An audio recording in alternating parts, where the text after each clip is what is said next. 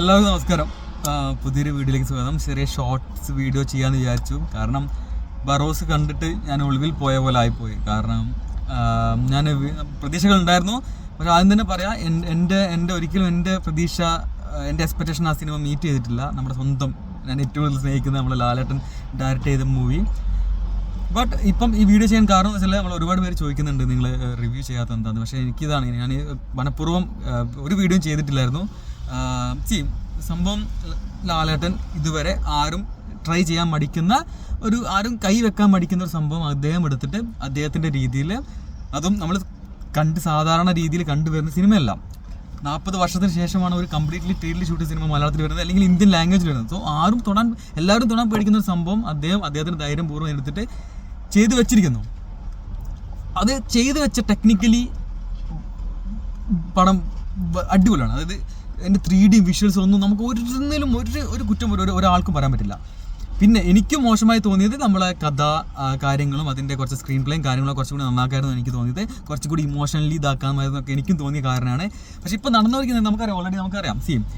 ലാലേട്ടൻ നല്ലത് ചെയ്തു വെച്ചാൽ പോലും നമ്മളെപ്പോഴും കുറ്റം പറയുന്ന ആൾക്കാരെ അടുത്തേക്ക് കുറച്ച് മോശമല്ല, ഒരു അവറേജ് സിനിമ പോയാൽ എന്താ സംഭവിക്കാമെന്ന് നമുക്ക് വ്യക്തമായിട്ട് അറിയാം. സോ ഇപ്പോൾ സോഷ്യൽ മീഡിയ നടക്കുന്നത് അത് മാത്രമാണ്.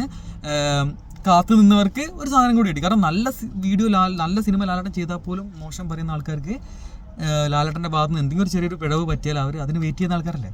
സോ അവർ കൊത്തിപ്പറയ്ക്കും. പോട്ടെ, നമുക്ക് ഈ വർഷം കൊണ്ട് മറന്നോളാം. ഈ വർഷം നമുക്ക് വിട്ടുകൊടുക്കാറുണ്ട്.